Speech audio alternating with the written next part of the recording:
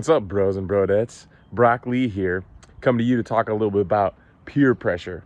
And let me tell you this, I ain't capping when I talk about this stuff because I know what I mean. Back when I was in middle school, I used to think when people would dare me, my friends would dare me to do things, I was just getting aura points from my, and I'd be like, all right, bet. And then I'd go do something stupid, and then I'd find myself in trouble. It happened all the time. But for real, getting into high school, I realized I was just simping. And I figured it out, you're not him, bro. So take it from me, Brock Lee, stay out of the peer pressure and make your own choices. Hey, Tap Tigers, Mr. Gilchrist here. I'd like to thank Brock Lee for that bus and introduction. He always does such a great job and has a wealth of experience. So as you mentioned in the introduction, we are going to be talking about peer pressure for the next 3 weeks. Peer pressure as a young person is extremely important for you to understand and know how to navigate through your social situations that you might find yourself in as it relates to peer pressure. So what I like to do is actually go to a blog written by Newport Academy, and I am going to present here so you can see that. And we're just going to take a little bit of time to kind of go through a little bit of this blog.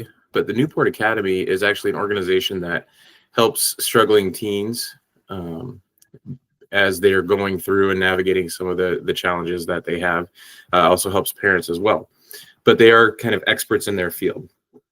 So what I wanted to talk about is actually, I'm going to scroll down. There's some details in terms of the specifics of what peer pressure is, but I wanted to talk about the types and examples of peer pressure that you might come upon as you go through your teenage years.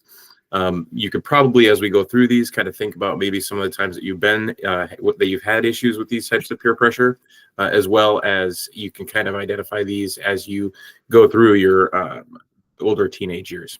But the first is spoken peer pressure, and that's obviously when somebody puts peer pressure on you verbally, maybe asking you to do something or to engage in some sort of behavior.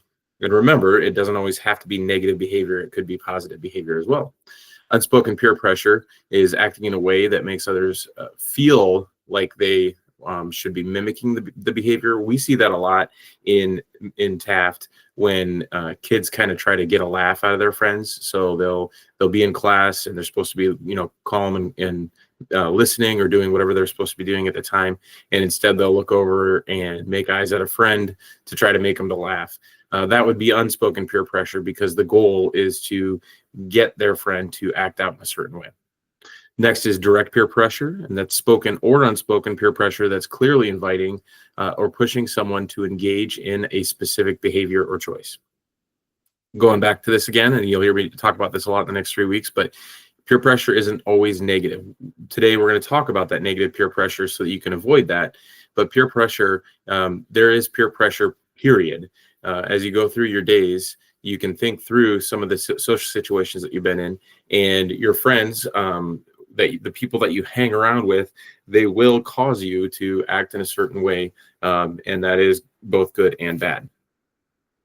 Indirect peer pressure. This is when teens exert indirect peer pressure through behaving in particular ways. You might not be directly pushing others to make a choice, but because their behavior is in that way, it actually causes others to follow them. I've said this before, but our behavior, our choices impact other people. Everything that we do impacts other people in some sort of way. And it's important to recognize that you can exert that peer pressure as well as others exerting it on you.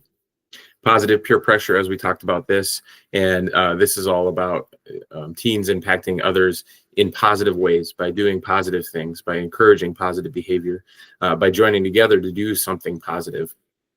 Even as simple as somebody calling a friend up to help their friend study for a math test or whatever it might be. That's all positive peer pressure. And then, of course, the negative peer pressure, which is what we're going to focus on a little bit today.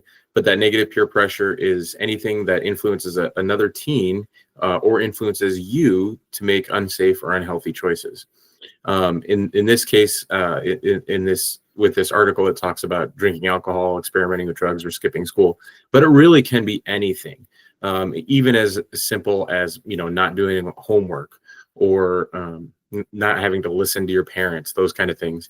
Anything that would encourage you, or anything that you might do that might encourage your friends to do something that isn't positive. A little bit here on social media. I did want to talk about this. They did some research. The Pew Research Center, they have a report on the negative effects of social media on teenagers, and 26% of the teens that they studied say that sites made them feel worse about their own life. So when you think about that social media, when you're on social media, if you're scrolling through Instagram or TikTok or whatever it might be, and that's all you're seeing, that's all you're filling your mind with and filling your brain with, it most likely or could cause you to think poorly about yourself, and then in turn make worse decisions. And then a 2023 study published in Drug and Alcohol Review showed teens were more likely to drink alcohol and use marijuana if their friends posted about it on Instagram and Snapchat. So again, that social media is a huge factor, and you have to be very careful. We've talked about social media before, but you have to be very careful with what you're filling your mind with on social media. Then we're going to scroll down, and wanted to focus on the 5 ways to say no, because I think this is really important. You as a young person really need to know and empower yourself with the ability to say no, and say, I'm not going to do that. I can walk away. I don't have to engage in this stuff. I don't even have to be around this stuff. But these are some examples of things you could use. My parents would kill me if I use drugs. In these cases, the example is always about drugs, but it could be about anything.